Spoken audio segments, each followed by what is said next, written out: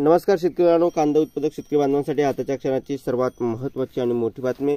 कांदा भावासंदर्भातील, कांदा निर्याती संदर्भातील मोठी घोषणा, काय महत्त्वाची अपडेट बघा सविस्तर संपूर्ण बातमी।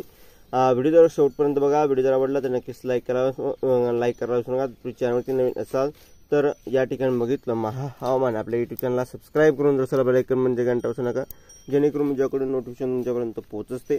चला तर मित्रांनो, व्हिडिओला सुरुवात करूया। करू शकता अत्यंत महत्त्वाची आणि मोठी बातमी आता आलेली आहे। कांदा निर्यात बंदी, शेतकऱ्यांसाठी देखावाच घसरण सुरूच असल्याचं शेतकऱ्यांमध्ये नाराजी।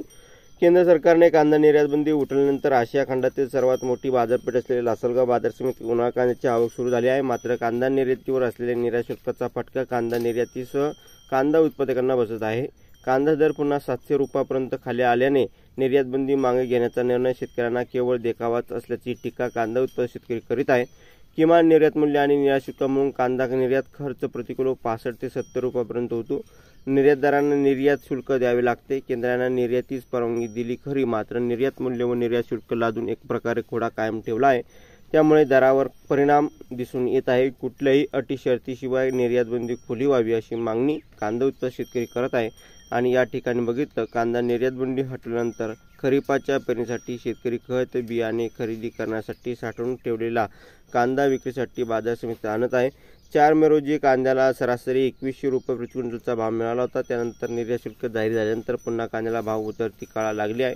4 मेच्या तुलनेत शुक्रवारी कांद्याचे सरासरी भाव 700 रुपयांनी घटून 1400 रुपयांपर्यंत खाली आले।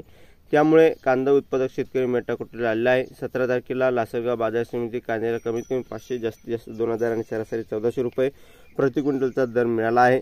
आणि खऱ्या अर्थाने या ठिकाणी बघू शकता, केंद्र सरकारने लोकसभा निवडणुकीच्या डोळ्यासमोर ठेवून काही भागात निर्यात बंदीमुळे लोकसभेच्या उमेदवारांना याचा फटका बसू नये म्हणून निर्यात बंदी हटवली। पण कांदा दरात सुरुवातीला थोडीफार सुधारणा दिसली, त्यानंतर मात्र कांदा दरातील सतत घसरणीमुळे तिचा कोणताही फायदा मिळाला झाला नाही।